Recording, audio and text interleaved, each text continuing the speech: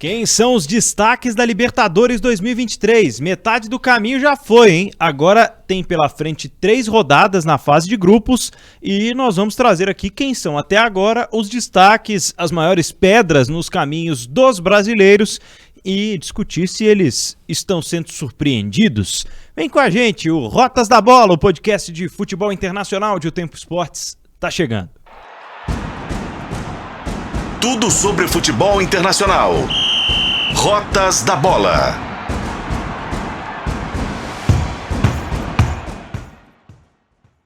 Fala pessoal, bem-vindo, bem-vinda. Tá começando o episódio de número 81 do podcast Rotas da Bola, o podcast de futebol internacional aqui do time de O Tempo Esportes. Eu sou o Pedro Abílio e comigo o Fred Jota. Bora falar da Libertadores, Fred, beleza? Bom, Pedro, vamos lá, vamos conversar um pouquinho. Não tá tendo esse domínio verde e amarelo, como a gente chegou a imaginar, não, né? Ano passado, eu acho que tivemos 2 eliminados, mas dos 7 brasileiros, 3 foram líderes dos grupos. Com folga. Com folga, e os outros se classificaram, com exceção a Bragantino e a América, né? Que caíram ainda na fase de grupos. Mas olha, nesta temporada até aqui, 3 rodadas, né? Mas 3 rodadas de coisas interessantes para a gente analisar de alguns clubes que estão tentando retomar uma força que tinha se perdido, né? A gente falou muito sobre isso aqui no episódio anterior em que falamos sobre Libertadores, que os times brasileiros estavam sobrando pelo poder financeiro, pela crise econômica na América do Sul de uma forma geral, mas a fase de grupos da Libertadores tem chamado bastante atenção. Primeiro, Fred, você acha que os brasileiros estão sendo de alguma forma surpreendidos? Caiu o nível? Ou aumentou mesmo o nível dos adversários? Eu acho que tem clubes brasileiros passando por processos de reconstrução que estão se refletindo na Libertadores. Talvez até tem mais grana, né? Mas é a forma como eles estão investindo e gerindo ela, né? Troca de técnico, elenco curto, tática confusa. Sim. Tática que não tá funcionando. Tem muitos clubes nesse... Alguns até nem tem tática, né? Já trocam de treinador toda semana. Tem. E tem gente que troca de tática e não funciona. Acho que tem 2 exceções que a gente pode falar em relação a uma maior estabilidade, Fluminense e Palmeiras, na minha opinião. Mas os demais... Tem gente que vai se classificar, tem gente que pode ser que fique pelo caminho, mas de maneira geral não dá para falar que os vizinhos cresceram, porque a gente viu também jogos de baixo nível de hermanos de todos os cantos da América do Sul. Vamos começar pelo começo, falando sobre o Grupo A, que é o grupo do Flamengo, que teoricamente, quando rolou o sorteio, a gente fez uma live aqui, eu com o Daniel Seabra, falando, pô, o Flamengo pegou uma baba, hein, vai se dar bem demais nessa fase de grupos. Não foi assim, né? Já começou tropeçando no Alcas e vem em seguida, né, um Racing muito forte, e aí num grupo que tem o Ñublense, que é um time chileno, né, tentando aí algum protagonismo no futebol sul-americano, mas o Racing até aqui é o líder do grupo, tendo vencido o Flamengo jogando na Argentina, jogando em casa. Tendo empatado com o Flamengo, na verdade. Uau. Jogando em casa, venceu os outros 2. Esse primeiro turno aí dos grupos. Venceu os outros 2, chegou a 7 pontos. Méritos mais para o Racing, já que esses 2 são mesmo os favoritos a avançarem. E o que é que o Flamengo ainda vai conseguir fazer, né? Afinal de contas, desperdiçou pontos aí pelo caminho contra o Alcas, por exemplo. Perdeu para o Alcas, jogou 2 jogos fora, né? Isso favorece o Flamengo, vai jogar em casa com o Racing, talvez decidir no primeiro lugar, e com o próprio Alcas. Viaja para enfrentar um Ñublense que ainda assim conseguiu 3 pontos, né? O Racing tem 7, o Flamengo tem 4, Alcas e o Ñublense tem 3, o Ñublense ganhou do Alcas. Se não fosse isso, a gente estaria falando de um Flamengo terceiro colocado. Mas acho que tem o processo de mudança no Flamengo muito mal com o Vitor Pereira e ainda entendendo o jogo do Sampaoli. Então tem um processo de transição em andamento aí no Flamengo que impede que o Flamengo tenha conseguido um destaque mais efetivo. Se a gente for imaginar que o atacante do Racing, comandado pelo Fernando Gago, né, é o Paulo Guerreiro, que é um jogador que não funcionou no futebol brasileiro nos últimos anos, onde quer que jogou, dá pra gente ver que ainda tem um desnível muito grande. Se o Sampaoli acertar a casa, a tendência, na minha opinião, é que o Flamengo se classifica até em primeiro, dependendo do que o Racing conseguir fazer, especialmente por causa desse jogo na volta no Maracanã. A distância de um para outro é 3 pontos, então eles, continuando nesse caminho, pode ser que tenha alguma mudança. E tem um aspecto muito interessante na fase de grupos da Libertadores também, que como a Libertadores foi nos últimos anos esticada para chegar até o fim do ano, a fase de grupos acontece muito espaçada, né? Até me incomoda um pouco isso, porque o intervalo, por exemplo, do fim da fase de grupos para as oitavas de final, em algum momento ele chega a ser menor do que alguns espaços entre as rodadas da primeira fase. Sim. E a gente ainda está falando de um calendário que é apertado, né? Não tem muito o que fazer, para onde fugir com relação a isso. Mas ainda assim, meio que fica a sensação de que ainda dá tempo, né, dos times se recuperarem nessa fase de grupos. Você falou de, por exemplo, entender a ideia de jogo do Sampaoli, um Corinthians que pode se adaptar de uma forma diferente ao Vanderlei Luxemburgo, o Atlético com o Eduardo Cudê tentando, né, mudar essa história de instabilidade que vem desde o início de temporada. Enfim, fica essa sensação, até mesmo para os times de fora, de que meio que as coisas ainda podem chegar no trilho, né? Sem dúvida, sem dúvida. Mas não dá pra ficar contando com isso. Porque vai chegar lá na última rodada, que é no final de junho. Depende de ganhar aqui, ou chega eliminado. Enfim, tem muito grande patinando, viu? Tem muito grande patinando. No grupo B tem um que patina também. No grupo B nós temos o Nacional do Uruguai liderando nessas primeiras 3 rodadas. O Inter com 5 pontos na segunda posição. Aí o Independiente de Medellín com 4 pontos e o Metropolitanos, o saco de pancadas até agora, foi o time que cedeu pontos, né, que perdeu para todos os outros 3 nas primeiras rodadas da Libertadores. E aí tem um gigante adormecido, que é o Nacional, que arrancou um empate no Beira-Rio. Finalzinho, né? No finalzinho, 2-2, mas que não me transmite muita confiança. É o peso da camisa, beleza, vou jogar com o Inter em Montevidéu, pode engrossar o caldo, mas acho que nesse caso, mais uma vez, muita deficiência do Inter, que tem um elenco mais limitado em relação a esses outros brasileiros que a gente já citou. O Inter não perdeu, empatou 2 jogos, mas, olha, time colombiano você não descarta não, viu? Independente Medellín pode causar estrago nesse grupo B. Eles estiveram na prévia, né, da Libertadores e tem o melhor ataque somando todas as fases. Na fase de grupos, apenas 6 gols marcados até aqui, está na 3ª posição. Falando sobre o grupo C, Fred, grupo em que o Palmeiras, né, caiu ali contra adversários como o Cerro Porteño, né, mas nós temos uma realidade um tanto quanto diferente. E se a gente falou aqui de adaptação, de tempo e tal, todo mundo já conhece o Palmeiras do Abel Ferreira, só que ele está passando ali por algumas mudanças pelos jogadores que foram vendidos de 2022 para 2023. Mas ainda assim é um Palmeiras que parece ter uma situação segura no seu grupo, apesar de ter uma derrota aí nesse percurso. O Bolívar tem 6 pontos, assim como o Palmeiras, nos critérios de desempate, né, tem mais gols marcados que o Palmeiras. O Bolívar hoje, o Barcelona do Equador e o Cerro Porteño são os outros times, com 3 pontos cada. Uma situação mais equilibrada do grupo, tendo em vista que são 9 pontos pela frente em disputa, né? E o Palmeiras joga 2 vezes em casa. E a derrota do Palmeiras foi em La Paz. Então, normal até aí, né? Normal. O que não é normal é o Bolívar fazer uma goleada no Cerro Porteño em Assunção. Aí foge de qualquer tipo de previsão que a gente possa imaginar, Pedro. Isso realmente, para mim, é o grande diferencial do grupo. Todo mundo perdeu nesse grupo. Todo mundo perdeu, pelo menos uma partida. Lembrando que Barcelona e Cerro Porteño são equipes com camisa. São equipes tradicionais, são equipes que estão acostumadas a jogar a Libertadores, assim como o Bolívar. Só que o Bolívar tem, né, o seu melhor jogador, que tem 4.000 metros de altitude, mas que surpreendeu. Isso pode ser pode dar uma embolada que a gente não esperava. Mas também dá o Palmeiras em primeiro lugar, tranquilo, com mais jogos em casa e mais tempo de trabalho com as peças diferentes aí que o Abel, que não são tão diferentes assim, né? Que o Abel está montando. Então, para mim, o Palmeiras segue como favorito.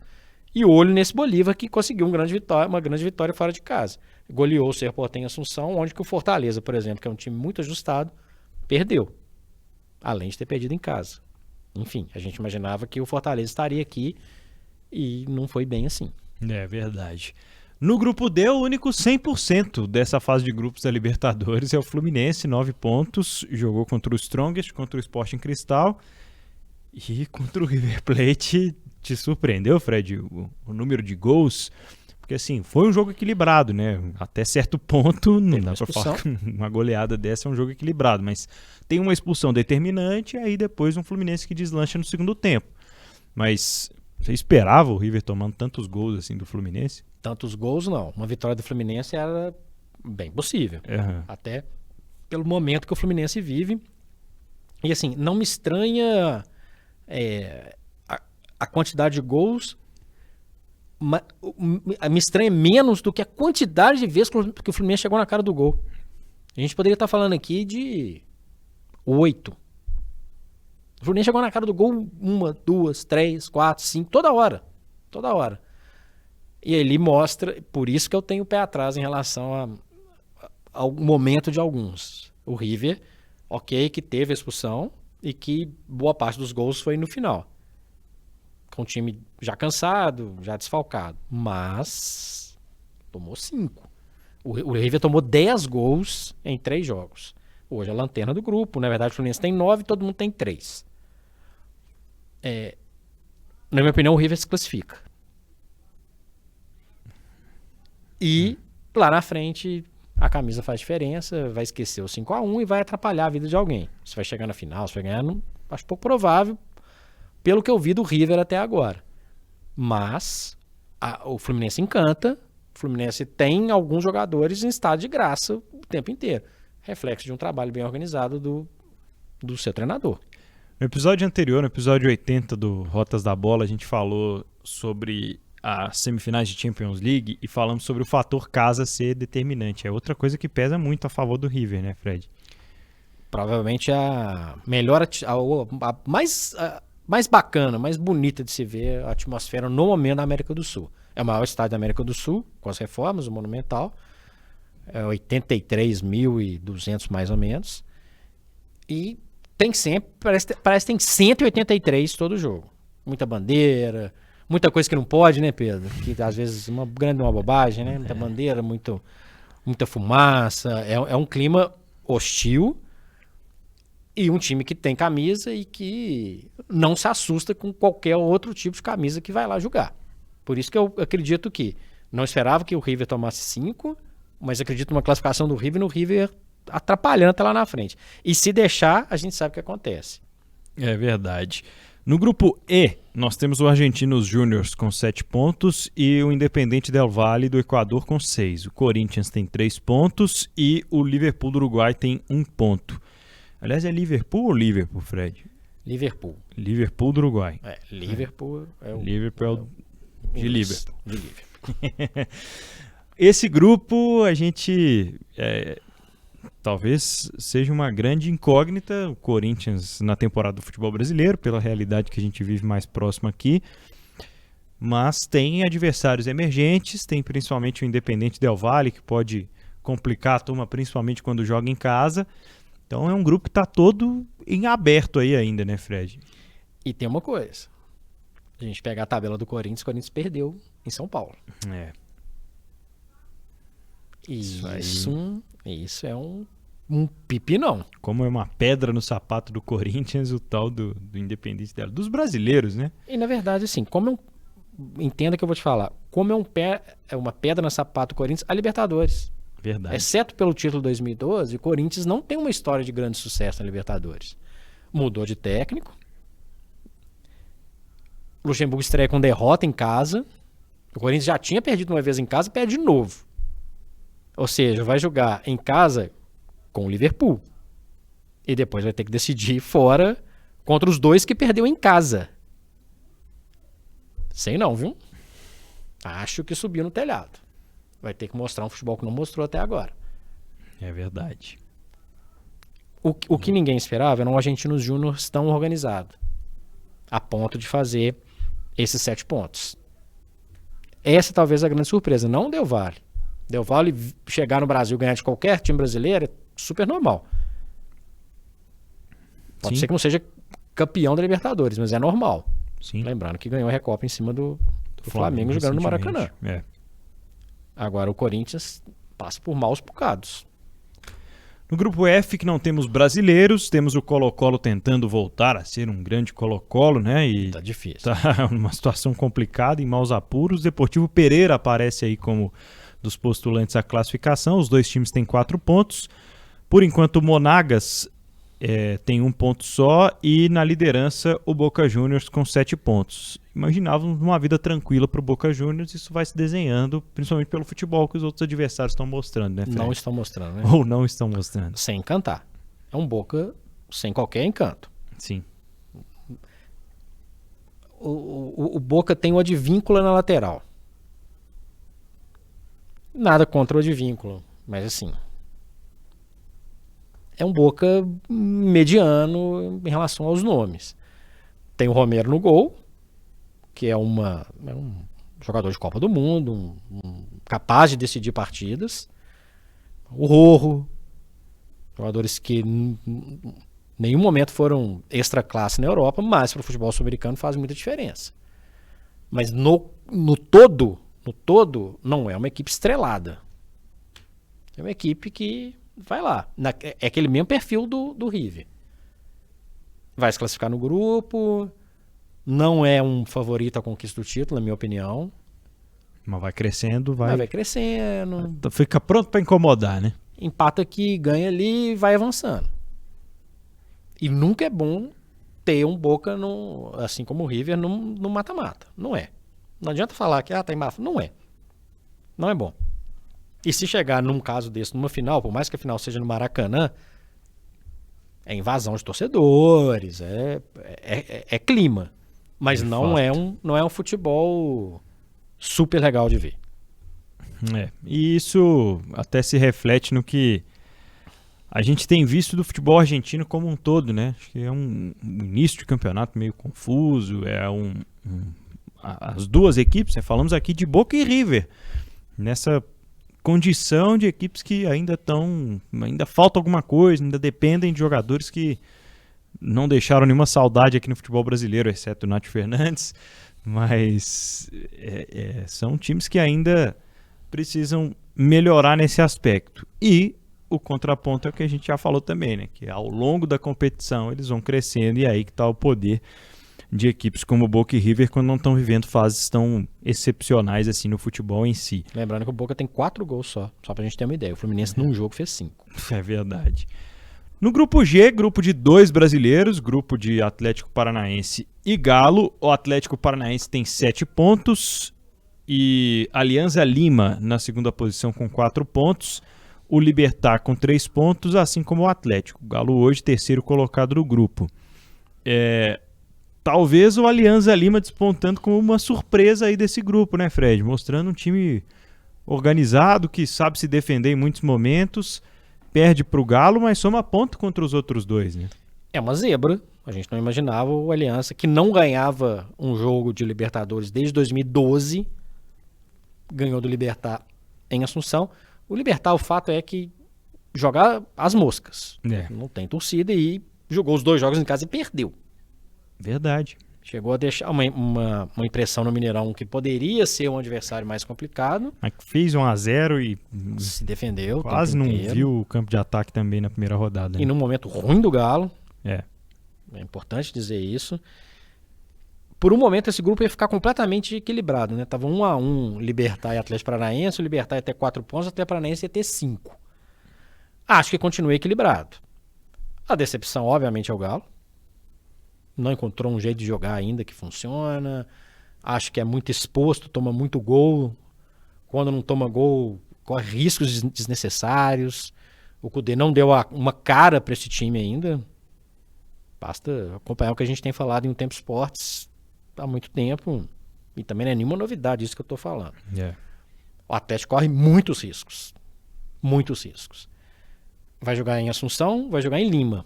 Dependendo do momento do Alianza em Lima, um jogo que em tese poderia ser um jogo mais tranquilo pode se transformar num grande problema. São 2 jogos em casa para o Alianza Lima nessas 3 últimas rodadas, ao contrário do Galo, né? 2 partidas fora e 2 partidas fora do Brasil. Assim como o Furacão joga 2 vezes em Curitiba. E o Esse Furacão tem a situação mais tranquila, né? E o Furacão tem um jogador que eu acho espetacular, que é o Vitor Roque, ele tem um goleiro de primeiríssimo nível, e tem o Fernandinho, que é um jogador que faz muita diferença. Nesse tipo de jogo, faz muita diferença. E no duelo dos brasileiros desse grupo, o Atlético Paranaense nem foi o tempo inteiro tão dominador. Né? O Galo teve bons momentos no jogo, mas não conseguiu vencer, perdeu em Curitiba. E no confronto entre os outros dois, entre Libertad e Alianza Lima, um momento da partida mostrava totalmente o Libertad.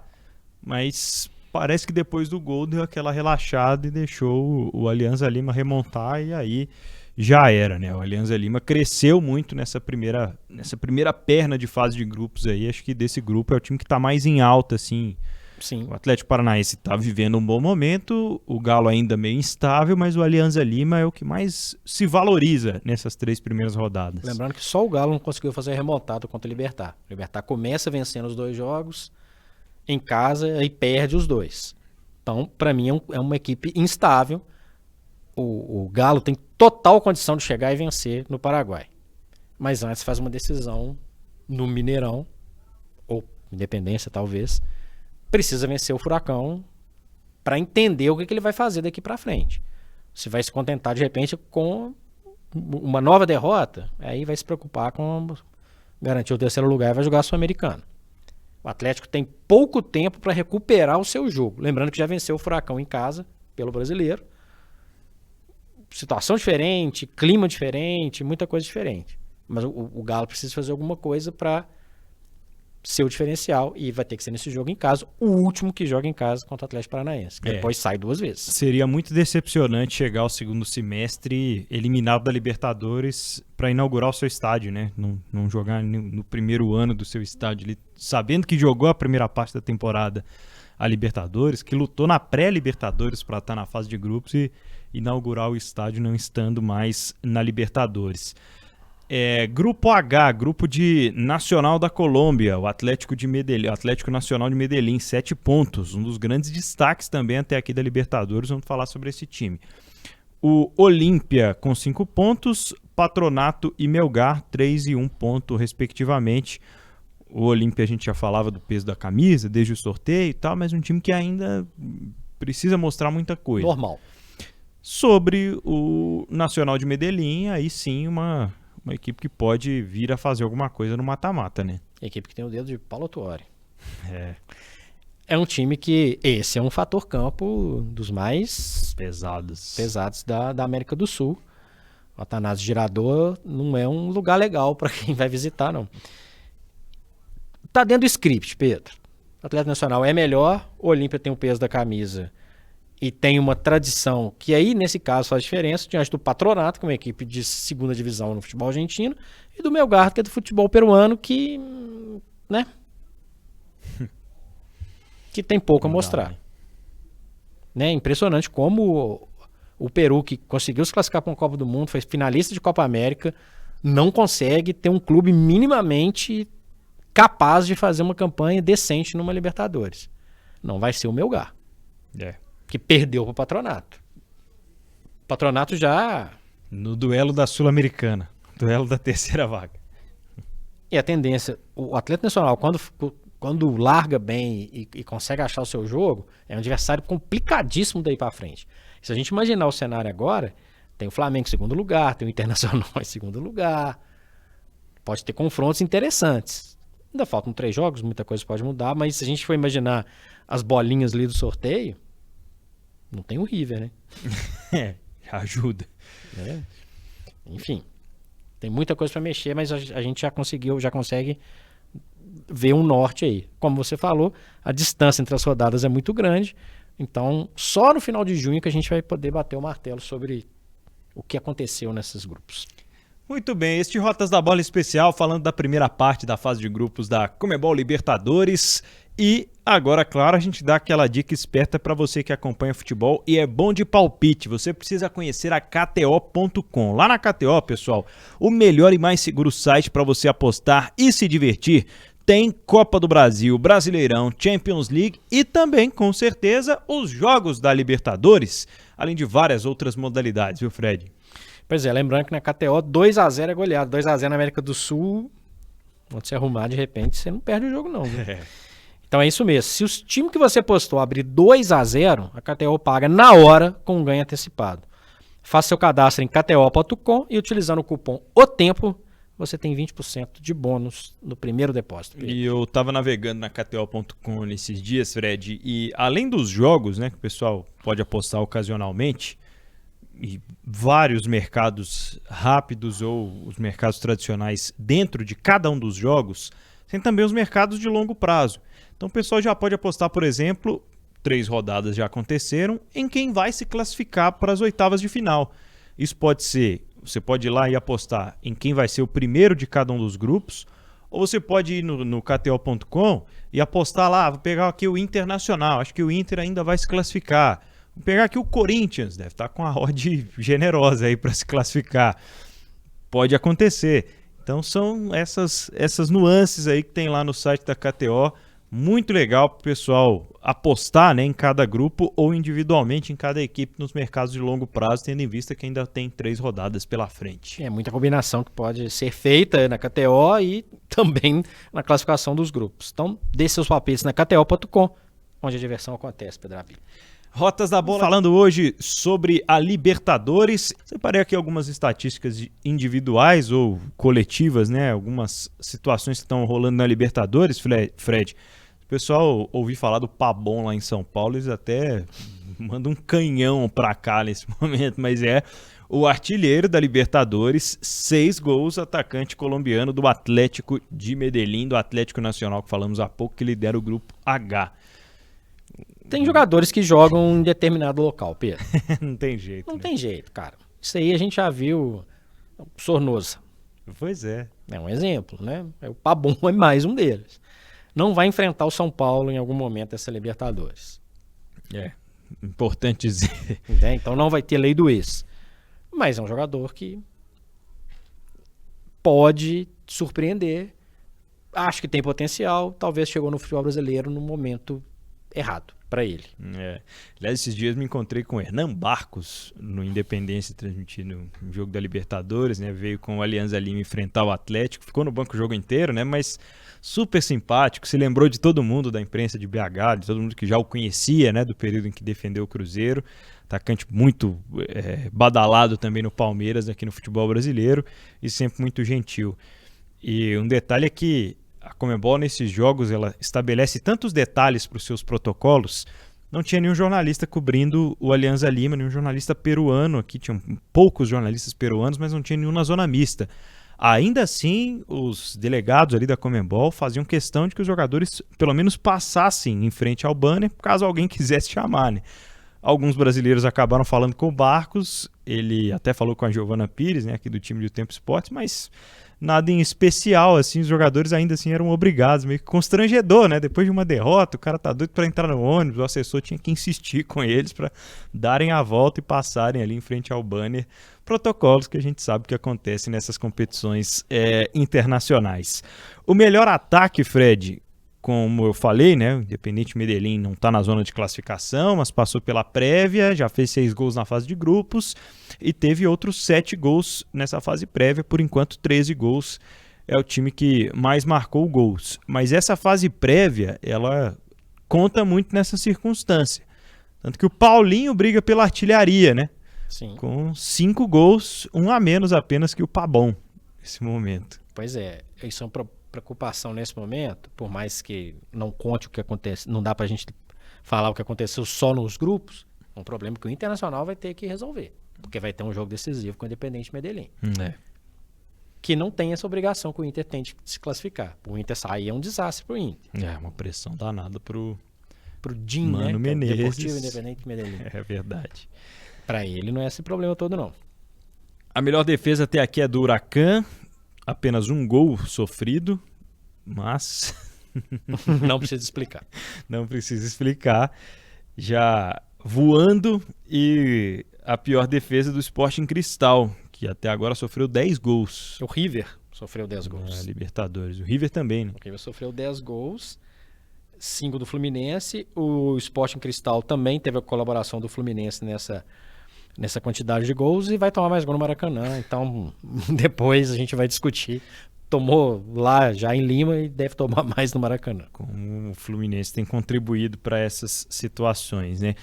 Bom, os jogadores que mais deram passes para gols, né? As maiores assistências aqui, com 3 assistências. O John Arias, do Fluminense, o Ricaurte, do Independente Medellín, e também o Paulinho, do Atlético, e aí um dos jogadores com maior participação direta em gols, ainda que não viva uma boa fase no Galo, né? Poderia ser um número muito maior, desperdiçou muitas chances, né? O Atlético criou muito, mas a finalização é um dos grandes problemas do Atlético, né? E o Arias é um jogador que voa nas mãos do Fernando Diniz, muito entrosado com o Cano. É um jogador que, até aqui na primeira fase, um dos jogadores mais importantes dessa Copa Libertadores. Lembrando que primeira fase é uma coisa, mata-mata é outra. Não custa a gente reforçar isso.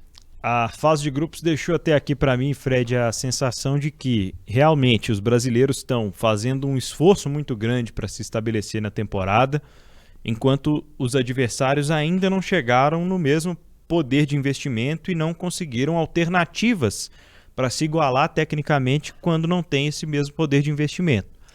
A gente está deixando alguns adversários crescerem muito, né? Falamos aqui sobre um colombiano ali, tem um argentino a colar, o Independente Medellín, talvez o Boca Juniors.